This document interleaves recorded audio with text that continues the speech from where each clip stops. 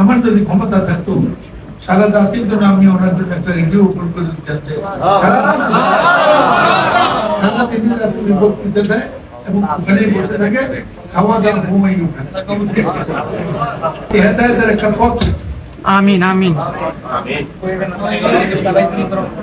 দুর্ভাগ্য আমাদের, আমরা যারা দিনী আলেম, আমার জন্য একটা অসুবিধা হয়ে গেছে। সেটা হলো 23 বছর বয়সে আমি বিদেশে যাই।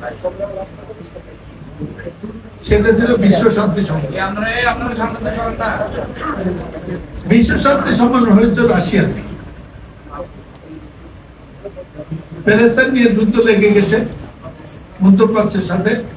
73 সালে ডক্টর আনোয়ার সাদাত তখন মিশরের প্রেসিডেন্ট। তিনি তখন যুদ্ধের পক্ষে বিরাট ভূমিকা রাখছেন মুসলিম কওমের তরফ থেকে, মুসলিম নেতৃত্বের তরফ থেকে। একটা কথা সত্য, তখনকার মুসলিম নেতৃত্ব সৌদি আরব হোক, মিশর হোক, কাতার হোক, অনেক ক্ষেত্রে অনেকে নতুন আলু ছিল না। ইসরায়েলের বড় অস্তিত্ব থাকতো না, আপোষের তোরাগুলি পালা দিত।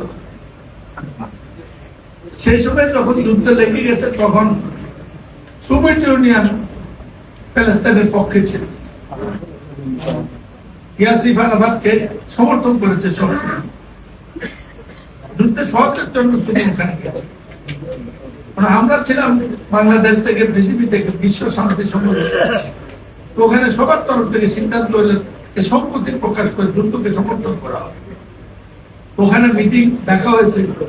আমার গ্রুপ নেতা তিনি আমাকে বললেন, আমার জীবনের প্রথম যাওয়া, যে তুমি এই সম্মেলনে বাংলাদেশের প্রতিনিধিত্ব করো।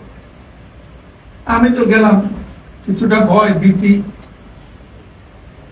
কিন্তু যে প্রশ্ন মঞ্চে, বিরাট সুন্দর মঞ্চ, হল, অনেক লোক, সব বিভিন্ন দেশের প্রতিনিধি, সভা শুরু হলো। আমি দেখলাম যে সবাই কোরআন শরীফ করছে। আমার কাছে মনে হয়েছে আসল কথা হলো ওনারা বক্তৃতা দিচ্ছে আরবি, আর আমি শুনছি আরবি মানে কোরআন শরীফ। এছাড়া তো আরবি আর বাংলাদেশে আমি শুনি।